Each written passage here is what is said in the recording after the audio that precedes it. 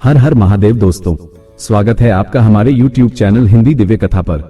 दोस्तों, आज हम जानेंगे बुरे लोगों के साथ हमेशा अच्छा क्यों होता है और जो अच्छे लोग हैं उनके साथ बुरा क्यों होता है।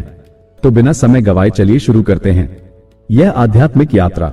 दोस्तों, ज्यादा अच्छे से अनुभव करने के लिए आंख बंद कर ले और हेडफोन लगाकर सुनिए। गहन हिमालय की चोटियों पर बसा कैलाश पर्वत उस दिन बादलों से ढंका हुआ था।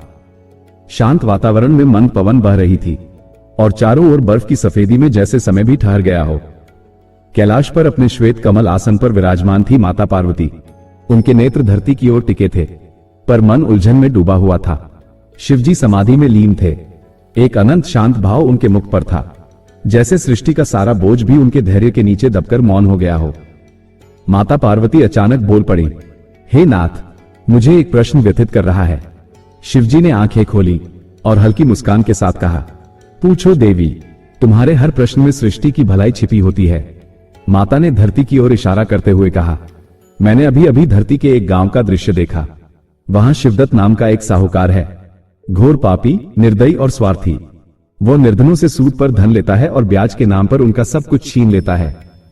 उसके घर में रोज भोग लगे पकवान बनते हैं, उसकी हवेली में सजे हुए दीप जलते हैं और लोग उसे सेठ जी कहकर आदर देते हैं। कोई उसकी सच्चाई नहीं जानता या जानकर भी अनदेखा कर देता है। और वहीं एक कुटिया में सोमेश नाम का बढ़ई रहता है, सच्चा, परिश्रमी और दयालु। दिन भर मेहनत करता है, फिर भी संध्या होते ही उसकी पत्नी बच्चों को आधा पेट खाना देती है।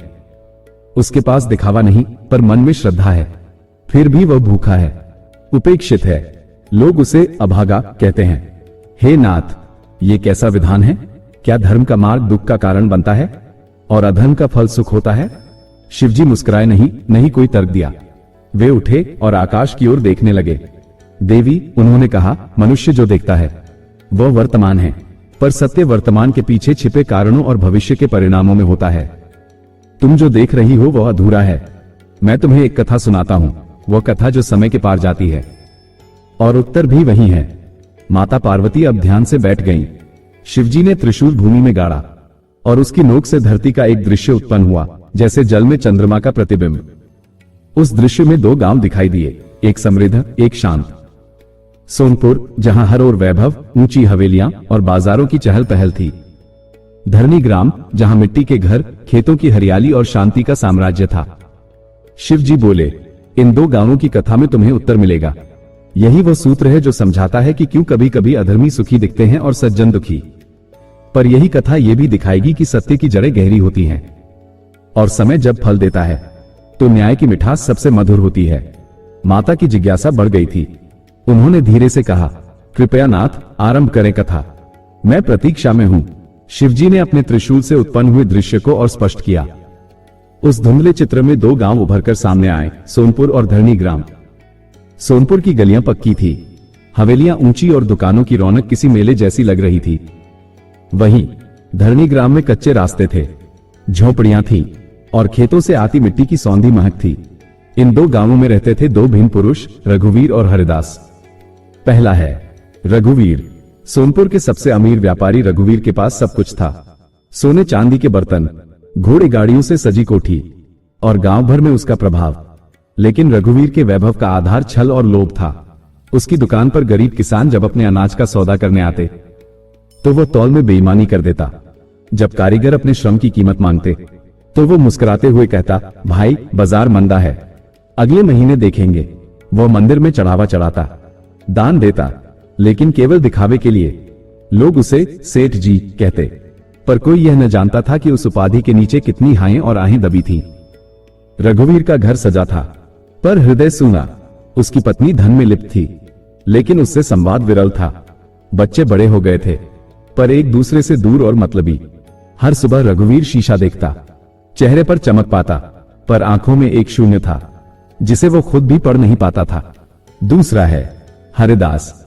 धरनी ग्राम में हरिदास रहता था, एक साधारण किसान। उसका घर मिट्टी का था, छप्पर से धूप छनकर आती थी, पर उस घर में जो था वह अमीरी की परिभाषा से परे था। सच्चाई, संतोष और अपनेपन की सुगंध। हरिदास रोज सुबह सूरज उगने से पहले खेतों में जाता, फसल बोता, जानवरों की सेवा करता, रास्ते में किसी बुजुर्ग को पानी पिलाता, किसी बच्चे को गोदी में उठाता उसके पास सोने की थाली नहीं थी, पर उसकी थाली में जो 2 रोटियां होती वो अक्सर आधी किसी और को खिला दी जाती। गांव के लोग उसे हरी भैया कहकर पुकारते थे। बीमारों के पास बैठने वाला, दुखियों को दिलासा देने वाला। उसकी पत्नी गौरी अक्सर कहती, हमारे घर में न तिजोरी है न धन, पर देखो संतोष कितना है, ये भी तो भगवान का ही दिया हुआ है। हरिदास कभी किसी को ठगता नहीं, कभी शिकायत नहीं करता, लेकिन कभी कभी रात को चुपचाप आंगन में बैठकर आसमान की ओर देखता और बुदबुदाता, हे प्रभु, क्या मेरी सच्चाई की कोई कीमत नहीं? माता की व्याकुलता। कैलाश पर बैठी माता पार्वती ने यह सब दृश्य देखा। वो भावुक होकर शिवजी से बोली, हे नाथ, ये तो अन्याय है। एक ने झूठ से महल खड़े किए, दूसरा सच के साथ झोपड़ी में जी रहा है, पर महल वाले की जय जयकार है और झोपड़ी वाले को कोई नहीं पूछता। क्या सच्चाई के रास्ते पर चलने वाला हर बार हारता है? शिवजी शांत थे, जैसे उनकी दृष्टि समय के पार देख रही हो। उन्होंने कहा, देवी, ये पृथ्वी का नियम नहीं, मनुष्य की दृष्टि का दोष है। कैलाश पर्वत पर एक अनोखा मौन छा गया था। शिवजी शांत भाव से धरती की ओर देख रहे थे। माता पार्वती की आंखें रघुवीर और हरिदास की जीवन यात्रा पर टिकी थी। अब कथा अंतिम मोड़ पर थी, जहां समय अपना निर्णय सुनाने को था। सालों तक वैभव के शिखर पर बैठा रघुवीर अब वृद्ध हो चला था। उसकी हवेली अब पहले जैसी नहीं रही। बच्चे बड़े होकर शहरों को चले गए, किसी ने पलटकर नहीं देखा। पत्नी भी अब एक कोने में चुप बैठी रहती थी, उससे बात करना जैसे भूल गई हो। रघुवीर के पास अब भी धन था, पर उसे संभालने वाला कोई नहीं। एक दिन वह बीमार पड़ा। गांव के वैद्य को बुलाया गया, पर वैद्य ने कहा, अब केवल सेवा और सच्चे रिश्तों की दवा काम आएगी। रघुवीर की चारपाई के पास कोई नहीं बैठा। नौकर चले गए, जो कभी उसके पैरों पर झुकते थे, अब दूसरी हवेलियों में सेवा करने लगे। वो चिल्लाता रहा, मैंने सबको दिया था, अब कोई मुझे एक घूंट पानी भी नहीं देगा? पर उसे अपनी भूल अब समझ आई। वह देता नहीं था, दिखाता था। उसने कभी सच्चे रिश्ते नहीं बनाए, सिर्फ सौदे किए थे। मरते समय उसके होंठ कांपे, काश मैं हरिदास की तरह जिया होता। उधर धरणीग्राम में हरिदास भी बूढ़ा हो चुका था, कमर झुक गई थी, पर मुस्कान पहले जैसी ही थी। खेत अब बेटे संभालते थे, लेकिन हर सुबह वह तुलसी में जल चढ़ाकर यही कहता, हे प्रभु, जो दिया उसी में संतोष है। एक दिन गांव में एक बड़ा अकाल पड़ा, फसलें सूख गईं, तालाब रीते हो गए, लोग हताश थे। हरिदास ने अपने घर के अनाज का सबसे बड़ा हिस्सा गांव वालों को बांट दिया। उसकी पत्नी गौरी ने चिंता से पूछा, अब हम क्या खाएंगे? हरिदास ने मुस्कुराकर कहा, जिसने जीवन भर हमें पेट भरने दिया, वो कल भी हमें भूखा नहीं सोने देगा। और सचमुच कुछ ही दिनों में बारिश आई, खेतों में हरियाली लौटी।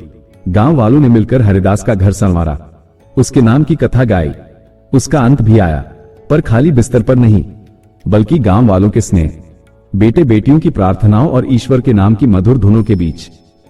मरते समय उसकी आंखों में आंसू नहीं थे, केवल संतोष और शांति। कथा पूरी हुई।